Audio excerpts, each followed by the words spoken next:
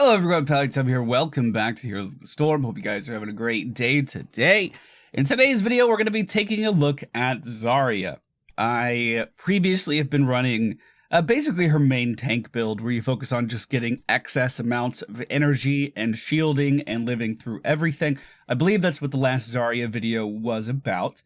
But with two warriors on a team being so common now, she can afford to get a little bit more damage. Now, this build technically was just nerfed by 3 damage baseline, and I'm assuming that scales up as her energy increases, but still manages to put out plenty of damage if in the right hands, and if you're able to generate energy effectively. This build focuses on some early talents in Q, at level 1 and 7, and then focuses on getting very, very tanky in the late game still. So we're going to give it a go today. Hope you guys enjoy. And I have a lot of recording to do today, so hopefully this goes well. All right, ladies and gentlemen, we find ourselves on the Battlefield of Eternity yet again. We've been getting that map a lot lately since I've come back. I also need to change the scene. Probably a good thing we had this map, otherwise I don't think I would have looked over. Hey, we did the chicken thing! This guy's name is Learn to Play. He's either gonna be a scholar or an asshole. I'm not sure which one. Alright, so Demolitions Expert. For every 5 enemy heroes hit by particle grenade, its recharge rate is lowered by 0.5 seconds up to 4 seconds. So if you're in the middle of a team fight, and you're sitting here spamming your Q, and you happen to hit a real big group of players, all of a sudden your cooldown is reduced by a significant amount.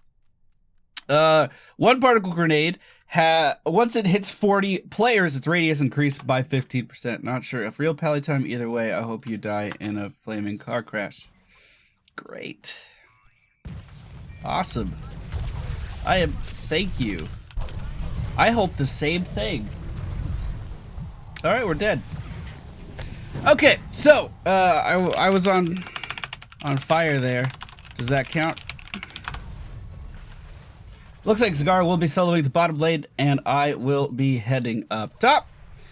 Our team, Artanis, Samaru, Zagara, Kerrigan, and Zarya. The enemy team, Valera, Tyrael, Kael'thas, Gazlo, and Nazebo. I'm just going to go ahead and not read anything this person ever says ever again. Wants me to die IRL. Good. Good, that's great. I'll make sure he gets shields too, you know?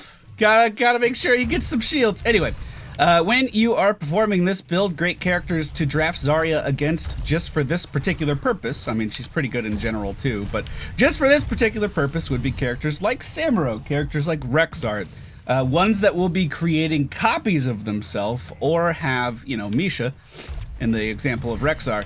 And then with that, you can stack up the queue significantly faster because there's technically more enemy heroes on the enemy team, if that makes sense, because of course Misha does count as an enemy hero.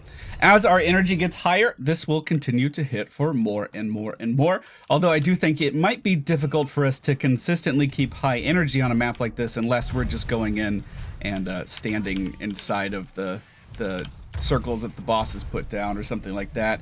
Looks like the friendly team is pushing on the objective, which of course is the right thing to do because we have a shit ton of damage on our team. Let's go ahead and bubble her just in case. The biggest learning curve on Zarya is just learning to anticipate damage. Those of you that have played Medivh will be pretty veteran in this regard. Also, the skill shot has a pretty lengthy particle delay, I guess. That's probably not how I wanted to say that, but it takes a long time after you hit the button for the spell to actually hit the ground.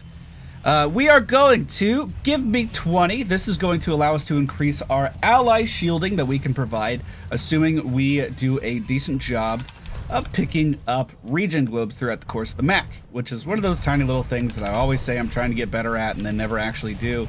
Let's actually try to get better at it. I'm just going to keep firing these off at the enemy team as they start to run away. Kerrigan engaging. We do not have a shield for her. We do now, but do we want to? I mean, fuck.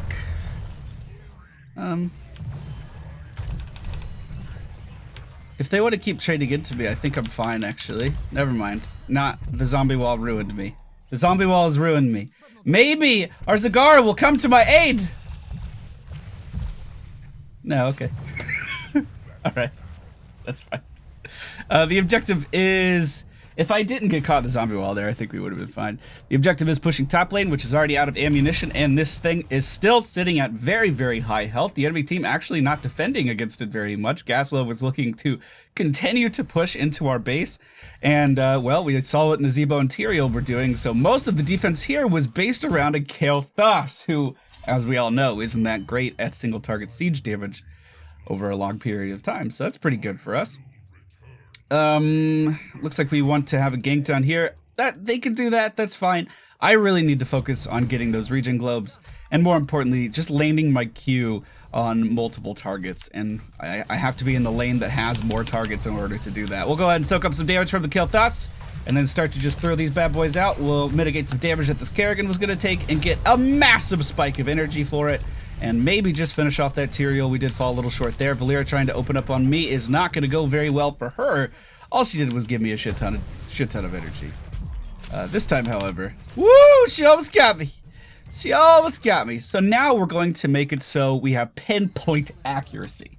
This is going to allow our Q to deal more damage in the center of its projectile, which, as you can imagine, it's a pretty hard skill shot to land in the first place. Getting that ability to land on someone and have them in the center is rather difficult, but as you practice Zarya more, it will become easier and easier and easier, and you will get a significant increase in damage if you are able to land this ability properly. If you can peg targets right in the middle, it's going to be a giant damage increase. Keep in mind that as we continue to hit enemy heroes, the center of, ooh, shit, should not have done that. The center of that projectile will increase, which means it goes from a circle like that big to a circle like that big, which is a lot easier to work with. It's a lot easier to work with. Not to mention, in the middle of team fights, if the enemy team is grouping up, you could critically hit multiple players on the enemy team without really too much trouble. Also keep in mind that today's meta is focused on heavy frontline, with very few range characters, or at least that's what it seems to be to me. And that means that they're all going to be grouped up for the most part, kind of like how Kael'thas Living Bomb is so good. Now all of a sudden you're getting the same benefits of just damaging an entire front line at one time. You're getting those same benefits with just one ability, which is pretty good. Bye, Kael'thas. Bye, Valeera. I needed that energy, thank you. Essentially, the learning curve for Zarya is pretty high. Once you get the basics down of anticipating damage on yourself and anticipating damage on enemies, though, it does become a lot easier to play. One of the big problems you're going to run into is simply trying to keep your energy high in general. Pretty hard to do without the talents that I normally take. Not able to finish her off, and we are going to have to back off here as Tyrael is about to engage. We could just cycle over here. Our Artanis decided not to join in on this fight. I'm assuming it's because the Gaslow has been pushing down to the bottom lane. I haven't seen him here, so I just assume that's what he's doing. We're gonna have to back up out of that Kael'thas damage there, and we'll just keep firing our Q in. Oh, I got stuck because of misclicks and everything. I'm so good at this game. I'm gonna back out before Valeera gets here, because that's not something I want to deal with. Although our cooldowns are almost up, so potentially we could. I did miss all of that incoming damage on our Zarya or Zagara there, so essentially we didn't help her at all. Anticipating that damage can be extremely hard to do, especially with a stealth character if you don't notice it coming. We are going to go for the expulsion zone. This is going to allow us to zone enemies out of an area. We can push them out and kind of prevent them from accessing various areas of the map. So for instance, like this, if Valeera wants to leave that way, she no longer can do that, so she's forced to go this way. And if we were a little bit better at the game, maybe we could have... Oh, she went that way. Yeah. Well, I mean, I knew it all along.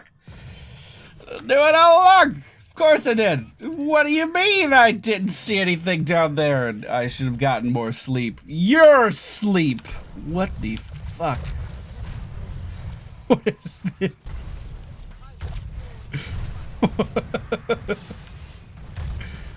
We're killing all your turrets, little buddy. We're killing all your turrets, little buddy. Oh no. Oh shit. We just got womboed so hard. What the hell? And I'm gonna die to spiders. Nah. He's just been hitting stuff. Wow, I did not expect to die there. When I went down to the bottom lane, first of all, I was not expecting there to be 1,000 turrets down there. And I was definitely not expecting to get wombo comboed from a Gazlo. And then, have a fucking Nazebo drop everything on me too. Didn't see that coming. We are 8 skill shots off from completing our quest. There's 1, nice and easy. Here's 2. If he wants to keep trading into me, we'll get these pretty fast. Now, of course, my Q does have a decent cooldown when we're just fighting one character. But in team fights, if the enemy team actually does ever team fight, we will be pretty well off. It seems like there's been a lot of split pushing going on, so we haven't actually seen a fully fledged 5-on-5 team fight, so it's kind of hard to demonstrate what I wanted to. Also, I'm not playing very well. We only have 3 region clubs. Like, I'm playing like shit. But I don't have to play well to talk about the principles of playing well, right? That's a thing. Looks like top is not going very well for the friendly team. Let's make our way up there and try to help. Expulsion zone will keep him out and stop the Valera from engaging more as well. Hey, we just saved a life with an ability. Aren't we good at this game? The enemy team he just died. He went back in. He swapped back in. Well, all right. I mean, I did save him. That's on him, you know? You can lead a horse to water. Can't make him drink. Let's go ahead and pick up Pain is temporary. This is going to allow us to get a pretty substantial shield. This shield is going to sacrifice all of our energy stores and then give us a shield in its place. And if you time it right, this allows you to basically get 3 fucking health bars. It's actually ridiculous how much defense you can get from just this one talent in general. We do see our Artanis going in, and we are going to shield him a little bit before that Valera can open up too much. We also want to cut off the Tyrael's escape here. If he wants to move out that way, he can no longer do that, and hopefully the team will turn around and kind of collapse on him. Looking good. Also, I want to soak that damage, but I think I activated my shield a little too late, so let's get out of there. We now are opening up on the enemy team's Immortal as Gazlo is pushing the top lane. So again, not a fully fledged team fight. Again, getting kind of, I just want to show you Zarya stuff. That's all I want. That's all I want in my life.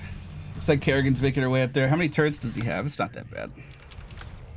The enemy team's starting to respawn. They will be able to meet us up here. So we definitely need to focus on getting this. Or getting this kill, I guess. Either one's fine at the end of the day. There you go. Is he dead? I hit him with a Q. Hey, there we go. Alright, let's move down here and group up with our Artanis. Our E is almost off cooldown again. We need to soak some damage here just to get more energy so we can deal more damage to the Immortal. Beautiful. The shield was a little late. Good swap, good swap, good swap. Do you think she'll reopen up? I don't know. Oh, she just re-stealthed. Who's she going in on? Or is she not going to do that? Is she going to do the smart thing? She's going to get out of dodge? Alright, let's go join our team down in the bottom lane and push with this Immortal. We should be pretty good at it. Expulsion Zone is going to deal some damage, and it will actually not be enough to finish her off. Some damage over time, probably from Zarya. Yep, was the actually what killed her there. We are getting chased down by this Gargantuan. He loves us, don't you know? We'll go ahead and shield our Kerrigan, make sure she doesn't die. Another really important talent that we're about to pick up here is going to be the Gain Train. Our shield is now going to affect a second ally. Not only is this good for keeping your entire team, well, more members of your team alive, it's also just good for flat energy generation in general. It's going to allow you to get double the damage absorbed in some cases, allowing you to have significantly higher damage output when you start to throw these Qs at the enemy team. This, by the way, is the bigger radius. You can see it's slightly bigger than a Brightwing Q, which has the same mechanic on it as a matter of fact, where it does more damage in the center and stuff. He's about to do some shit on us. We'll put the expulsion zone down right there, making it so it's going to be a little bit harder for this Gazlowe to get back to as well, and we'll finish him off. More shields on our allies means they can tank more damage here without having to worry, and it looks like we will win the game. At level 20, all I would do is go for the talent that gives us cooldown reduction as well, allowing us to reset our cooldowns. I never even got to show off the shield, but I did show you the build.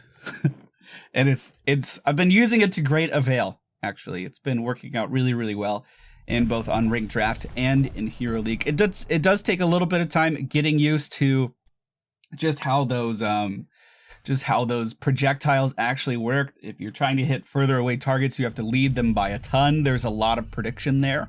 But you still get tons of mitigation. If we ever actually got in a big team fight, there would have been a lot more damage output than the standard just super tanky Zarya build. And as you go into the late game, you're still fine. You're still super tanky.